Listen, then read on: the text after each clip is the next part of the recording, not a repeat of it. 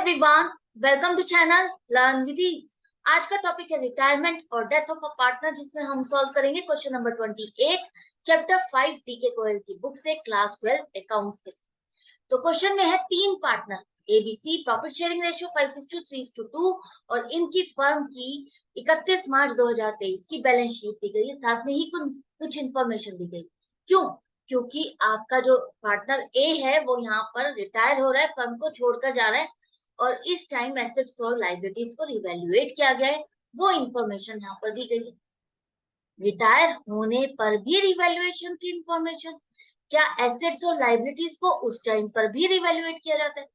बिल्कुल किया जाता है। जैसे कि आपने चेंज इन पीएसआर में समझा, एडमिशन ऑफ अ पार्टनर के केस में समझा, जब भी कोई नया पार्टनर आएगा या फर्म में कोई भी चेंज होगा या पार्टनर छोड़ के जाएगा या किसी की डेथ हो जाती है, तो उस केस में आपको क्या करना है, एक तरह से फर्म जो रिकॉन्स्टिट्यूट होती है, दोबारा से आपकी पार्टनरशिप डेट ब्रेक होकर के दोबारा से पार्टनरशिप डीड लिखी जाती है, तो आपको एसेट्स और लाइबिलिटीज को रिवैल्यूएट करना पड़ता है। रिवैल्यूएशन के अकॉर्डिंग आपको देखना होता है अब आपकी एसेट्स और लाइबिलिटीज क्या उनका स्टेटस है आज की डेट में। वहां पर जो आपकी एडजस्टमेंट्स बनेंगी प्रॉफिट या लॉस से रिलेटेड, वो सारी की सारी एडजस्टमेंट करनी है। अगर एक पार्टनर रिटायर हो रहा है तो उसका भी शेयर उस प्रॉफिट या लॉस में बनता है, वो सारी एडजस्टमेंट आपको करनी है उसका कैपिटल का बैलेंस निकालने के लिए। तो सबसे पहले देखो, यहाँ पर आपके पास सारी इंफॉर्मेशन है, आपको करना क्या है, रिवैल्यूएशन अकाउंट बनाने, साथ में जर्नल एंट्रीज बनानी है सभी केसेस। किस तरह से करोगे देखो, सेम है, कुछ भी नया नहीं है। कैसे? अगर इंक्रीज इन एसेट है तो क्या करोगे, क्रेडिट करोगे, फायदा है। डिक्रीज इन एसेट है तो आप क्या करोगे, डेबिट करोगे। इंक्रीज इन लाइबिलिटी है तो क्या करोगे, डेबिट करोगे। और डिक्रीज इन लाइबिलिटी है तो आप करोगे क्रेडिट। तो मतलब क्या निकल के आता है, अगर आपको फायदा होता है और आपकी एसेट्स इंक्रीज होती है, मुनाफा है, आपको प्रॉफिट हो रहा है, तो आप कहाँ लिखते हो, हमेशा क्रेडिट साइड पर। यहाँ पर भी आपको क्रेडिट साइड पर ही लिखना है। और जैसा कि आप प्रॉफिट एंड लॉस अकाउंट में लिखते हो, आपको अगर कोई खर्चा होता है, कोई लाइबिलिटी इंक्रीज हो जाती है, कोई एसेट नुकसान हो जाता है उसमें, तो वो नुकसान सारे आप कहाँ लिखते हो, डेबिट साइड पर। उसी तरह से यहाँ पर भी आप रिवैल्यूएशन में डेबिट साइड पर लिखोगे। तो नो प्रॉब्लम, एक एक एंट्री को पिक करो और देखो क्या करना है आपको।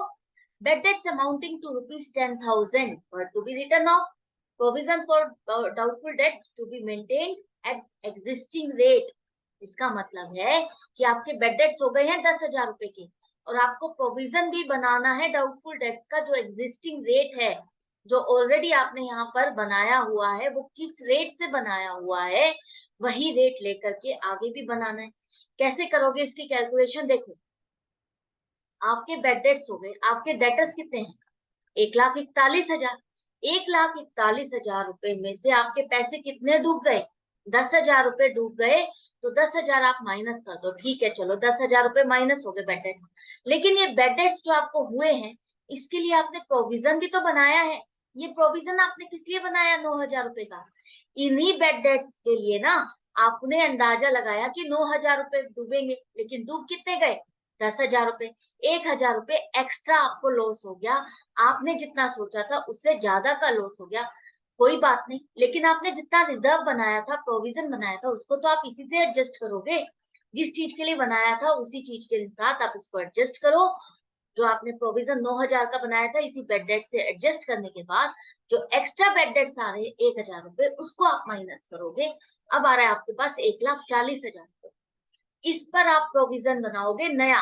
नया प्रोविजन किस रेट से बनाना है, मैंने ये 6% कैसे लगाया, क्वेश्चन में तो नहीं दिया, 6% मैंने कहां से निकाला। आप यहाँ पर देखो, ये जो 9,000 का पहले प्रोविजन बना हुआ है, इसका क्या रेट हो सकता है, ये किस रेट से अमाउंट निकली है। तो 9,000 अपॉन 1,50,000 करो, मल्टीप्लाइड बाय 100, तो आपके पास आ जाएगा रेट 6%। आई होप क्लियर हो गया। आपको ये निकालना है कि किस रेट से, इसने कहा है एग्जिस्टिंग रेट से आप आगे का प्रोविजन भी करो, तो आपको ये जानना होगा कि ये जो 9,000 है, ये क्या रेट लगा के बनाया गया है। तो इसको निकालने के लिए 9,000 अपॉन 1,50,000 मल्टीप्लाइड बाय 100 करो, तो आपके पास आ जाएगा 6%। 10% होता तो 15,000 होता, 5% होता तो कितना होता 7,500। तो इसी तरह से 9,000 कितना हो जाएगा 6%। 9,000 6% के हिसाब से आगे के लिए निकालना है आपको। 1,40,000 पर प्रोविजन करोगे। 10,000 तो डूब चुके हैं आपके, खत्म हो चुके। अब बाकी जो अच्छे डेटर्स बचे हैं 1,40,000, उसमें से भी अब आपने रिस्क है आपको, आपने उसका प्रोविजन बना दिया है 8400 रुपए का। ये 8400 रुपए एक तरह से आपकी क्या कर रहे हैं, आप पहले से ही बेड डेट्स मान के चल रहे हो, नुकसान मान के चल रहे हो, तो अपनी एसेट को डिक्रीज कर रहे हो। और एसेट का डिक्रीज होना मतलब आपके लिए नुकसान। नुकसान को आप कहाँ लिखते हो, रिवैल्यूएशन को आप डेबिट करते हो। तो डेबिट करो रिवैल्यूएशन अकाउंट को, और प्रोविजन फॉर बेड डेट्स 8400 रुपए से आप क्या करोगे, क्रेडिट करोगे। ये आपका बैलेंस क्या होता है, प्रोविजन फॉर बेड डेट्स आपका क्रेडिट का बैलेंस होता है। एक तरह से डेटर्स का आपका डेबिट बैलेंस होता है, प्रोविजन का क्रेडिट बैलेंस होता है, जिसे आप इसमें से माइनस कर दो। यहाँ पर लाइबिलिटी साइड पर नहीं लिखते।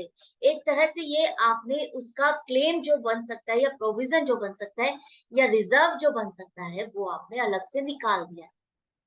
नेक्स्ट एंट्री देखो, जो आपके बेड डेट्स हैं 1,000 रुपए के, वो भी तो आप बुक करोगे। ये तो प्रोविजन आपने आगे के टाइम के लिए आपने आगे के प्रोविजन बनाया है। आगे अगर कोई पैसे डूबते हैं तो उसके लिए आपने बनाया। जो ऑलरेडी आपने प्रोविजन बनाया हुआ था उसके अगेंस्ट 10,000 रुपए के बेड डेट्स हुए, 1,000 रुपए एक्स्ट्रा हुए, तो वो भी तो आप रिवैल्यूएशन में ही डालोगे इस खर्चे को। जैसे कि आपने WCR IFR में पढ़ा है, WCR से आप जितना आपका क्लेम होता है उतना आप एडजस्ट कर देते हो। एक्स्ट्रा अगर आपका क्लेम आता है तो आप क्या करते हो, उसको रिवैल्यूएशन में डेबिट साइड पर लिखते हो ना। उसी तरह से ये आपने कोई रिजर्व बनाया, उसके अगेंस्ट क्लेम कितना आया, वो ज्यादा आ रहा है। कितने से ज्यादा आ रहा है, 1,000 रुपए से, जिसे हम रिवैल्यूएशन में डेबिट साइड पर डालेंगे, ये खर्चा बुक करेंगे। क्लियर है। इसके बाद कह रहा है एक 20,000 रुपए के आपके क्रेडिटर्स हैं अनरिकॉर्डेड। अनरिकॉर्डेड क्रेडिटर्स का मतलब है आपने किसी से उधार में सामान खरीदा है, आपको उसको पेमेंट करना है, लाइबिलिटी है। अगर लाइबिलिटी आपकी इंक्रीज हो गई तो वो आपके लिए क्या है, नुकसान है। तो आप रिवैल्यूएशन में कहाँ लिखोगे, डेबिट साइड पर। नेक्स्ट है आपको कोई लीगल डैमेजेस का आपको प्रोविजन करना है 25,000 रुपए। बिजनेस है, कुछ ना कुछ डैमेजेस लाइबिलिटीज प्रोविजंस आपको करने पड़ते हैं। अननोन आपको कोई लाइबिलिटी अराइज हो जाती है, तो वो चीजों का भी आपको प्रोविजन करना पड़ता है। तो ये लाइबिलिटी आपकी क्या हो गई, इंक्रीज हो गई है। तो प्रोविजन फॉर डैमेजेस 25,000 रुपए, ये भी आपका क्या होगा, रिवैल्यूएशन में डेबिट साइड पर लिखोगे। तो सारा लिखने के बाद अब आगे देखते हैं क्या करना है आपको। आगे देखो, यहाँ पर नेक्स्ट है 15,000 रुपए की आउटस्टैंडिंग सैलरी। अब ये भी आपकी लाइबिलिटी इंक्रीज हो रही है।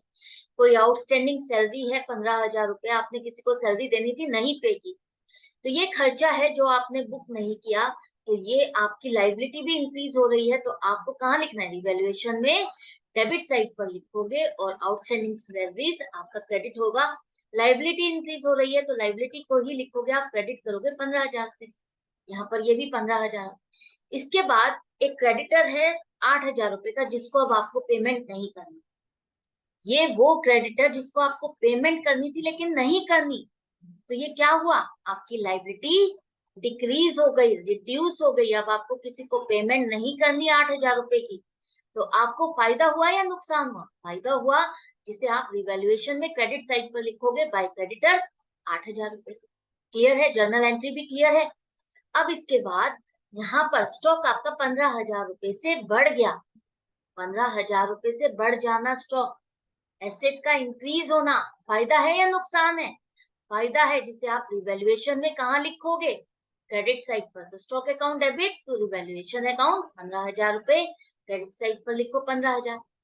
प्लांट की वैल्यू आपकी reduced to 1,80,000 is to be reduced to, इसका मतलब है जो 2 लाख रुपए की इसकी वैल्यू थी वो घट करके 1,80,000 रुपए हो गई। तो प्लांट आपकी एसेट है जिसकी वैल्यू अगर डिक्रीज हो रही है तो वो आपके लिए नुकसान है या फायदा है, नुकसान है। एसेट की वैल्यू डिक्रीज होना आपके लिए नुकसान है। आप क्या करोगे, रिवैल्यूएशन अकाउंट को डेबिट करोगे 20,000 से, 20,000 यहाँ लिखोगे और प्लांट अकाउंट को क्रेडिट करोगे। क्लियर हो गया सारा, सारी एडजस्टमेंट्स जितनी भी क्वेश्चन में थी आपने कर ली। रिवैल्यूएशन अकाउंट नया नहीं है आपके लिए, अगर आपने चेंज इन पीएसआर और एडमिशन ऑफ अ पार्टनर का चैप्टर अच्छे से किया है, एक एक क्वेश्चन को सॉल्व किया है मेरे साथ, तो ये आपके लिए कोई भी डिफिकल्ट टॉपिक नहीं था, बहुत इजी था, रिवीजन हो गया आपके लिए, रिकॉल हो गया। तो आप देखो, डेबिट साइड का टोटल ज्यादा है या क्रेडिट साइड? डेबिट साइड का टोटल ज्यादा है, इसका मतलब क्या हुआ, आपको लॉस हुआ है एसेट्स को रिवैल्यूएट करते हुए या लाइबिलिटीज को रिवैल्यूएट करते हुए, लॉस आ रहा है 66,400 रुपए। इसका टोटल माइनस करो, यहाँ से जितना टोटल आता है उसको माइनस कर दो, तो 66,400 रुपए का लॉस आ रहा है, जिसे हम किसमें डिस्ट्रीब्यूट करेंगे, जितने भी पार्टनर थे ABC, तीनों पार्टनर ओल्ड रेशियो में डिस्ट्रीब्यूट करोगे 5:3:2, क्योंकि ये जितने भी पार्टनर्स पहले थे उनसे रिलेटेड ही ये बिजनेस था, तो उसका पार्ट ए भी था जो रिटायर हो रहा है, तो उसके पास भी ये लॉस आपको डालना है, ट्रांसफर करना है। तो सबका शेयर आपको पता चल गया, कैलकुलेट कर लिया। तो अब आप क्या करोगे, इस रिवैल्यूएशन अकाउंट को आप क्लोज करोगे, इस 66,400 रुपए का बैलेंस आपको खत्म करना है।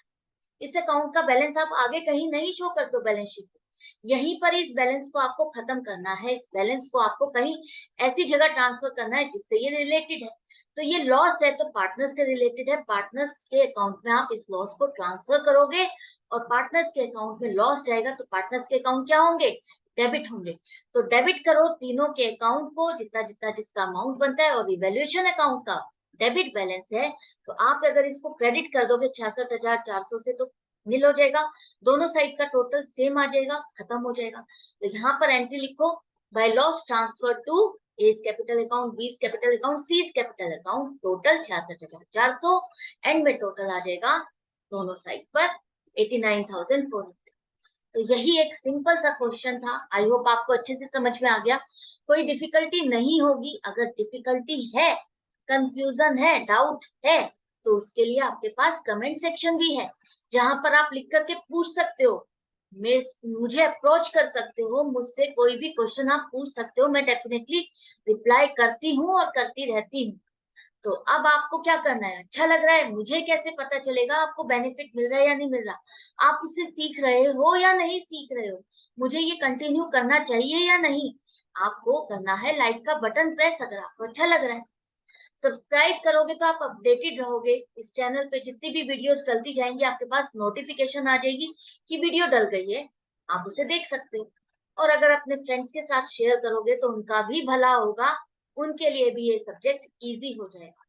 तो मैं मिलती हूँ आपसे नेक्स्ट वीडियो में नेक्स्ट क्वेश्चन के साथ।